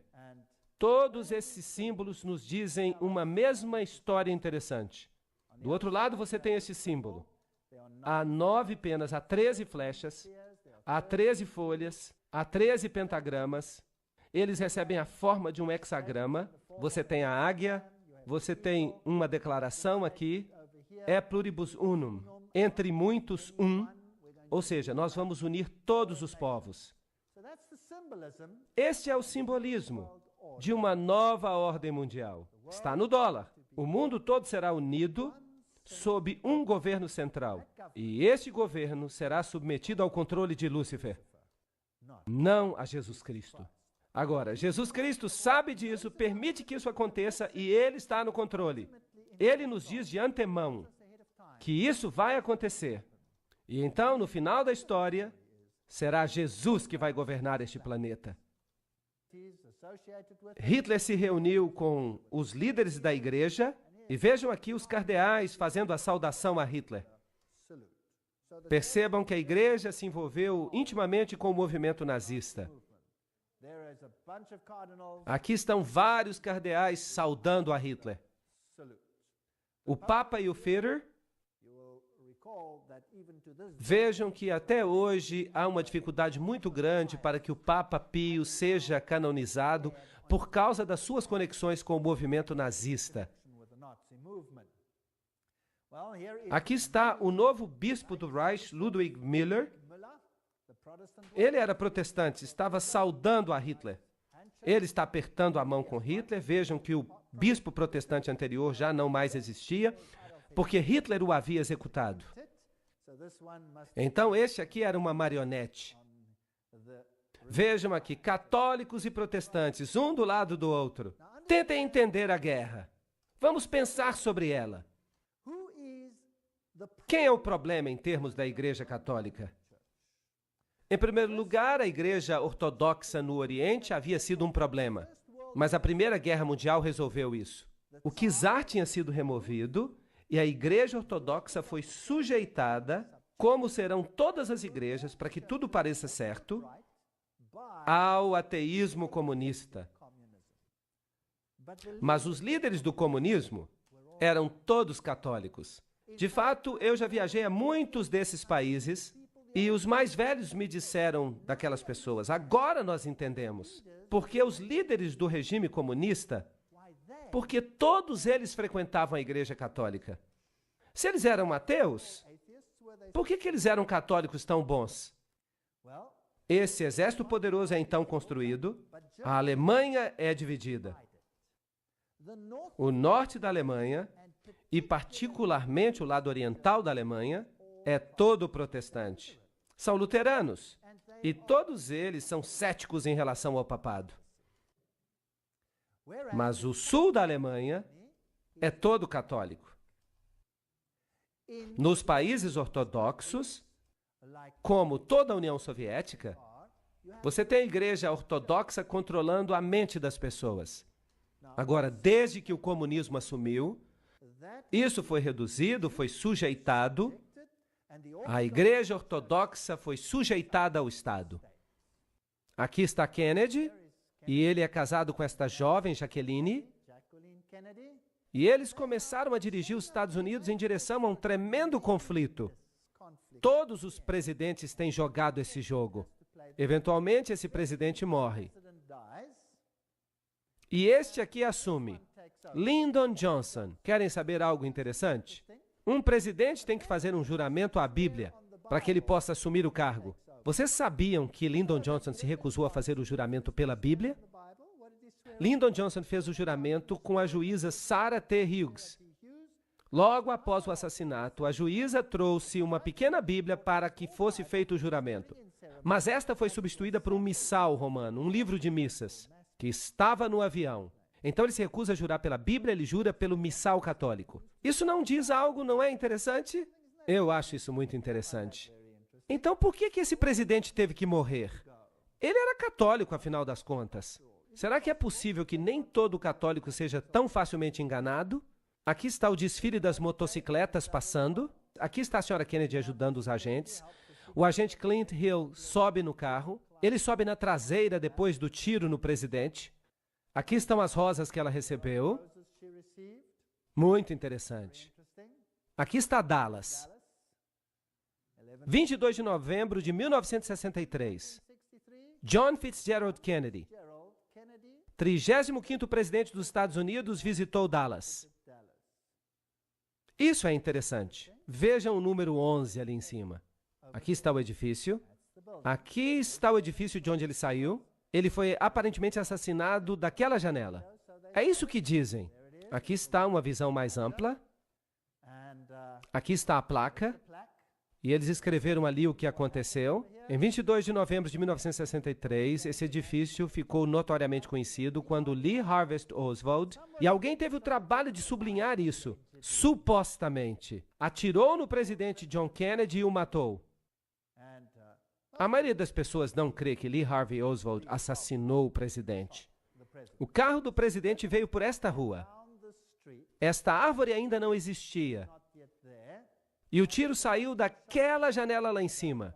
E o assassinato aconteceu mais ou menos no lugar onde eu estou em pé para tirar esta foto. Note que quando o carro veio aqui, ele estava deste lado da estrada. E imaginem centenas de pessoas em pé de cada lado da rua. E aqui há uma pequena elevação e você pode avançar um pouco mais nela. Você vai chegar até uma cerca. E se você olhar dessa cerca, você vai ver a rua aqui. E aparentemente, quando os tiros foram disparados, cerca de 100 pessoas, inclusive a polícia, eles não correram na direção do edifício, eles correram para essa elevação na direção da cerca. E então, por que eles correram para frente do presidente e não para trás do presidente? Aparentemente, se diz que Lee Harvey Oswald deu tiro por trás e ele foi o único a dar tiros. Ele deu um tiro por trás e o atingiu aqui. Seria um tiro maravilhoso, por falar nisso. Só há um problema. A cabeça do presidente não foi para frente, ela foi para trás. E ele então o atingiu na garganta. E havia uma pequena entrada na frente e uma saída enorme por trás. E eu pergunto, o tiro chegou pela frente ou por trás? Pela frente? Não apenas isso. Houve tiros também de outros lugares. E eles se intercalaram de modo que todos eles atingiram o presidente. Há evidências que até mesmo o motorista, que era canhoto, se virou e deu um tiro no presidente com um revólver também. Ele foi acertado inúmeras vezes. Das testemunhas que correram na direção da cerca, cerca de 100 deles, quase todos eles, exceto por uma ou duas mulheres que foram ridicularizadas, foram também assassinados. Isso não é estranho? Você não acha que seria estranho todas as testemunhas morrerem? É estranho. Este foi um dos maiores encobertamentos a existir. Aqui está a cerca. E quando você olha para cá, era assim que era. Alguém por trás da cerca poderia atirar. Esta seria a visão de trás da cerca. Eu tirei esta foto.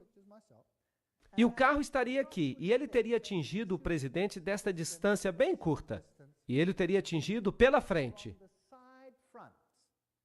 E é interessante que a cabeça do presidente se moveu para trás e para o seu lado esquerdo. Uau! Assim, isso significa que ele deve ter recebido o tiro do lado da frente? Certo? Isso não é lógico? Muito bem. Será que sou eu que estou dizendo isso ou isso é conhecimento público? Isto é conhecimento público. Mas, no entanto, é negado pelo governo. Ele só tem um bode expiatório, Lee Harvey Oswald. Aí está o lugar onde Kennedy morreu, bem na direção daquela cerca. Vamos olhar então como morreu JF Kennedy. Vamos ver como a televisão mostrou essa questão. E você então vai ter a sua própria opinião. Vamos ligar o som.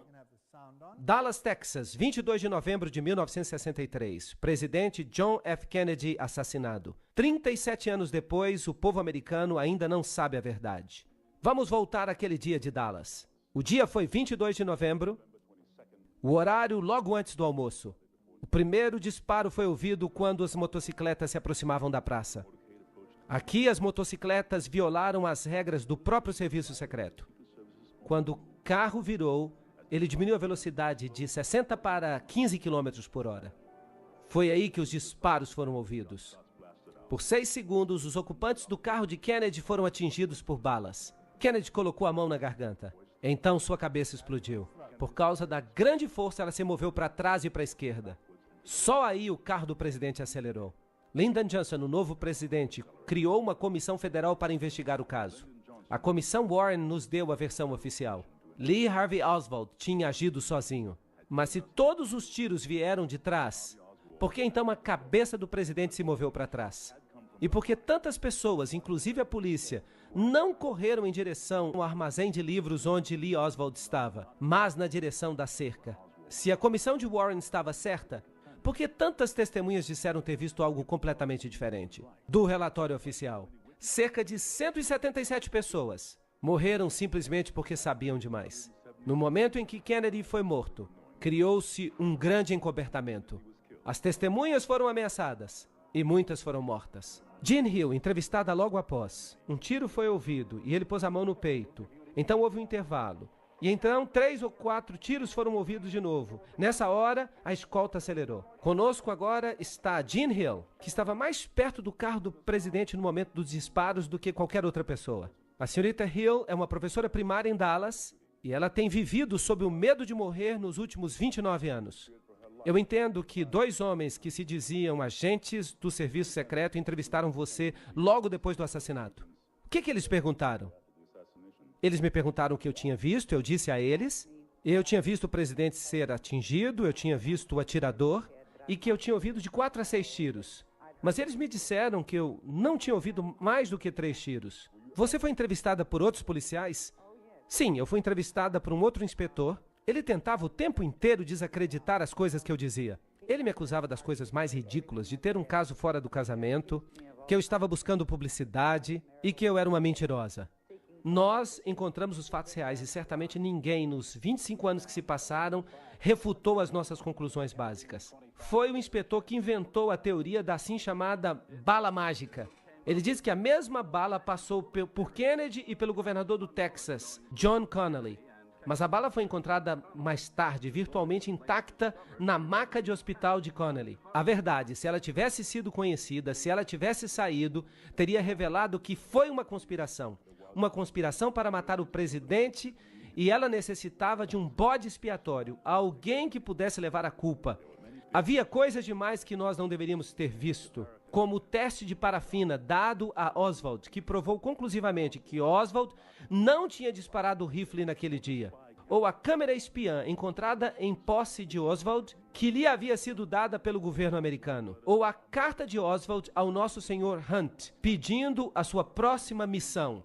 O único Hunt que nós conhecemos neste caso é Howard Hunt, da CIA, que tinha um escritório juntamente com Oswald em Nova Orleans. O escritório pertencia a Guy Bannister, um membro do FBI. Não apenas o endereço dele estava nos panfletos favoráveis a Castro de Oswald, mas a conta que Oswald usava para imprimir os panfletos pertencia à CIA. Howard Hunt com a CIA, Guy Bannister com o FBI e Lee Harvey Oswald, todos no mesmo escritório. Aqui está uma teoria de como o presidente Kennedy foi morto. A escolta de Kennedy deveria virar 2 vezes, levando diretamente a uma triangulação. O primeiro tiro partiu da cerca, atingiu a Kennedy na garganta. O segundo tiro veio do edifício Daltex, perto do armazém de livros. Ele entrou nas costas de Kennedy. O terceiro tiro veio do canto sudoeste do depósito de livros, no 7º andar. O quarto tiro veio do Daltex. Ele errou por pouco, atingiu o meio-fio, ferindo um transeunte. O quinto e o sexto disparos foram feitos quase simultaneamente, do depósito e da cerca. Ambos atingiram a cabeça de Kennedy. Um da parte de cima, movendo-o para frente, e então, um instante mais tarde, um de cima, movendo-o para trás. Outra teoria inclui o motorista, o agente do serviço secreto William Greer, como um dos atiradores. Observem o motorista atentamente. Aqui você vê o passageiro na frente, virando para trás, olhando para o presidente. Em vez de pulando para ajudá-lo, ele volta-se para frente. O motorista agora está se virando. A arma aparece e ele dispara. Você o verá repetidamente nessas sequências. Kennedy já foi atingido na garganta. Ele está caindo para a esquerda. O motorista agora começa a virar. O seu braço esquerdo passa por cima do ombro direito. E ele dispara agora. De novo você vê o motorista virar. De novo a arma aparece. Ele está se virando de novo. A arma aparece, ele dispara. Você pode ver claramente ele se virando. A arma aparece sobre o seu ombro direito. Uma das primeiras atividades de William Greer, o motorista, depois que a limusine presidencial chegou ao Hospital Parkland, foi conseguir um balde e uma esponja com água. E ele começou a lavar o sangue e pedaços de cérebro que estavam na limusine do presidente. Há uma nova teoria sobre o assassinato de John F. Kennedy. Um cientista do governo diz que as fitas da polícia dão nova evidência de um segundo atirador. Se pudesse ser provado que o barulho na fita é um disparo e que ele de fato veio daquela colina cheia de grama, então teríamos evidência de que havia um segundo atirador, além de Harvey Lee Oswald. Mas até agora, poucos concordam com as conclusões a que chegou Thomas. Eu gostaria de saber por que demorou tanto para que esta informação e a verdade fosse exposta. Em primeiro lugar, ela não foi exposta ainda, e eu não acho que ela jamais o seja. Os segredos do governo têm uma finalidade, e uma finalidade apenas. Não é impedir que os inimigos saibam o que está acontecendo, mas é impedir que o povo americano saiba o que está acontecendo. E toda a evidência que existe, ou pode ter existido, que implicaria o governo no assassinato de Kennedy, pode-se ter certeza que essa evidência foi agora destruída. Então, mesmo que mostremos tudo agora, as chances de resolver o assassinato de Kennedy e atribuir a culpa a um partido suspeito é quase impossível. Por que alguém mataria um presidente dos Estados Unidos tão popular? Kennedy estava alterando o status quo. Ele sabia que ele não podia mais confiar na CIA. Ele estava transferindo as operações secretas diretamente para os chefes de Estado. Logo depois disso, ele despediu Alan Dulles, que tinha sido diretor da CIA desde 1953. Kennedy continuava a fazer inimigos, embora evitasse confrontações. Ele até ordenou que as tropas americanas saíssem do Vietnã. Em Morais e Dogma, a maior fonte da maçonaria, na página 870, está: os templários, como todas as outras sociedades secretas, têm 2 doutrinas, uma oculta e outra revelada aos mestres, que se chama joanismo. A outra pública se chama catolicismo romano. É bem direto. Então, há uma doutrina que está sendo ensinada às massas, e as massas são os não iniciados. Marx é quem os chama de massa. Eles também são chamados de catecúmenos, são chamados de goium, são chamados de todos os nomes pejorativos. Agora, a camada externa, o ensinamento dos templários ao povo, é o catolicismo. E eles, então, dão uma aparência de que são muito religiosos e fingem adorar o crucifixo da religião, mas por dentro eles têm outra religião. A religião que se chama joanismo. Agora, nós temos muitas ordens de São João hoje em dia, muitas ordens. São grandes organizações que têm grandes catedrais de São João. E algumas coisas estranhas acontecem ali. Vocês verão à medida que eu continuar. Nós temos a peregrinação de São João, por exemplo, vocês sabem. Nós podíamos continuar, mas eu não quero entrar em muitos detalhes aqui. Todas essas organizações, que são filantrópicas, parecem estar fazendo uma coisa muito boa. Elas administram hospitais, elas doam grandes quantidades de dinheiro aos pobres, elas administram até hospitais para crianças, para os aleijados do mundo. E são filantrópicas. É difícil atribuir alguma coisa negativa para organizações que parecem fazer tanto bem. E então esse é o melhor disfarce que você pode usar para não ser descoberto. Então todas as vezes que você vê o joanismo, supostamente oriundo de João Batista, tem as suas suspeitas. Então há duas doutrinas, uma de dentro e outra de fora. Morais e Dogma, página 820, diz: os templários foram acusados de cuspir em Cristo e negar a Deus em suas festas, de graves obscenidades, conversas com demônios femininos e a adoração de um ídolo monstro. Agora, nós falamos sobre isso na palestra passada. O término do drama é bem conhecido. Nele, Jacques de Molay e seus seguidores pereceram nas chamas. Mas antes de sua execução, e quem fala é a maior fonte da maçonaria, o chefe da ordem condenada organizou e instituiu o que depois veio a ser conhecido como a maçonaria escocesa, hermética ou oculta. Nós não podemos ter uma fonte melhor do que esta. Então, de acordo com Albert Pike, a maçonaria continuou o legado dos templários. Na escuridão de sua prisão, o grande mestre criou as lojas metropolitanas, em Nápoles para o Oriente, em Edimburgo para o Ocidente, em Estocolmo para o Norte e em Paris para o Sul. As iniciais do seu nome, JBM, são encontradas na mesma ordem nos primeiros 3 degraus e são uma prova muito coerente de que, de fato, esse foi mesmo o princípio da maçonaria moderna. Então, os templários não morreram de fato. Eles estão vivos. Em realidade, no rito de York, que é um nível templário, está tudo lá. O 32º grau da maçonaria, o sublime príncipe do segredo real, esse é o mais alto nível da maçonaria escocesa. Há um grau superior, no entanto, o 33º grau, mas esse é um grau de honra. Então, o mais elevado grau da maçonaria é o 32º. De novo, Morais e Dogma. A ciência antiga dos antigos magos foi escondida sob as sombras dos antigos mistérios. Ela foi imperfeitamente revelada ou desfigurada pelos gnósticos. Eles não mostram uma figura total e se imagina que sob a obscuridade que cobre os crimes dos templários, encontram-se enigmas envoltos que parecem impenetráveis nos ritos da alta maçonaria. Vocês entenderam isso? Veio direto da boca do cavalo. O mistério dos magos antigos e as sombras dos mistérios antigos estão presentes e são conhecidas nos níveis mais altos da maçonaria. Nenhum nível inferior sabe sobre isso. Eles vêm até a loja maçônica e eles pensam que é uma sociedade cristã. Bem, pelo menos com um sabor cristão.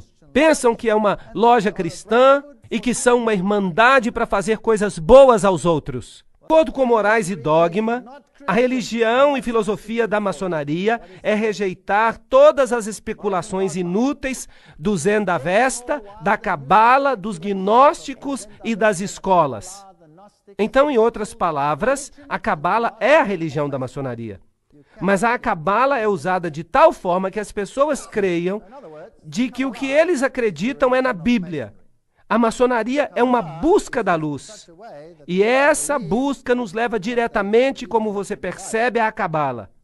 Naquela antiga e pouco compreendida mistura de absurdo com filosofia, o iniciado encontrará a fonte de muitas doutrinas.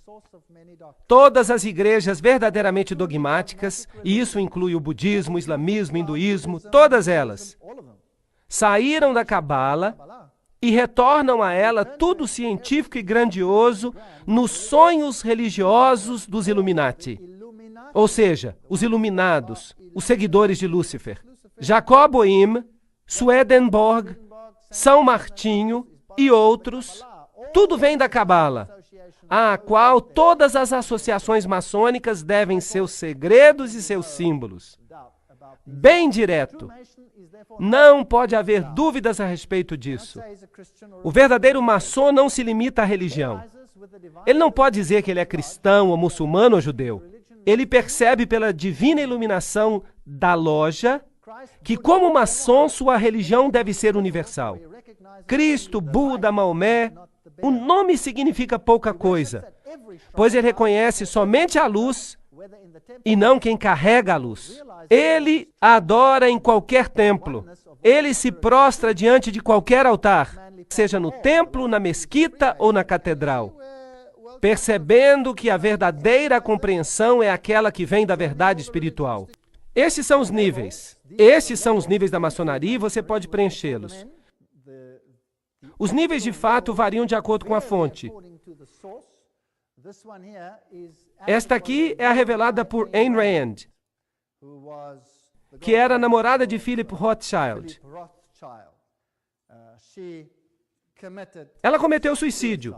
O humanismo é o nível mais baixo, são os maçons que não têm aventais. A YMCA, todo o movimento dos escoteiros, etc. Eles formam parte de organizações maçônicas. O Rotary, o Lions. O Lions, por exemplo, trata-se de Janus, o deus de duas cabeças. São todos símbolos. E essas são as boas organizações que parecem fazer coisas boas. Os maçons azuis, que são os maçons de João, fiquem com medo quando vocês ouvirem esse nome. O rito de York, o rito escocês, o comunismo, o Benai Berit, a maçonaria judaica, o Conselho dos 500, o Conselho dos 33. O Conselho dos 500 é também conhecido como Bilderbergers, o Concílio dos 13 e o mais alto nível que nós vimos, no qual o papado está envolvido. Então, a quem eles permitem saber a verdade sobre a maçonaria? Nós precisamos criar um super rito. Por favor, prestem atenção, que permanecerá desconhecido, ao qual convidaremos aqueles maçons da ordem superior, de grau 30 ou superior, a quem nós escolheremos. Com respeito aos nossos irmãos da maçonaria, esses homens devem prometer que respeitarão o segredo mais estrito. Através deste rito supremo, governaremos toda a maçonaria, que se tornará uma espécie de centro internacional e que será ainda mais poderoso porque o seu endereço será desconhecido. Esta foi uma carta de Pike ao chefe da ordem dos Illuminati, Giuseppe Mazzini. Então, quem governa o mundo? Um super rito. George Bush se refere a eles como sendo os 1000 pontos de luz, os iluminados. Não é à toa que eles usam essa terminologia. Então, criaremos 3 guerras mundiais. Aqui está uma citação, eu não vou falar sobre ela detalhadamente, mas eu farei uma palestra depois chamada Revoluções, Ditadores e Guerras. E então falarei sobre isso. Então nós vamos ver uma coisa bem assustadora. Ordo ab Chao é o seu lema. Isso significa a ordem que vem do caos. O símbolo que eles usam é a fênix levantando-se das cinzas. out of da the destruição que Deus destruction causou neste of planeta, what God has put onto Satanás this criará planet, o seu reino Satan will diabólico, create his no diabolical qual kingdom, todas as nações, todas as where all religiões se nations, tornarão uma só. all religions, Porque will esse é o become único one. modo que nós vamos ter um Because that's governo the only way you universal. can have universal Jesus rulership. diz, meu reino não é Jesus deste says, mundo. my kingdom is not of this world. Jesus Jesus says, diz, come out saiam and deles, be separem-se. separate. Mas eles dizem, They say, venham, come in sejam and be inclusivos. inclusive or Uau, else. isso está ficando interessante. Wow.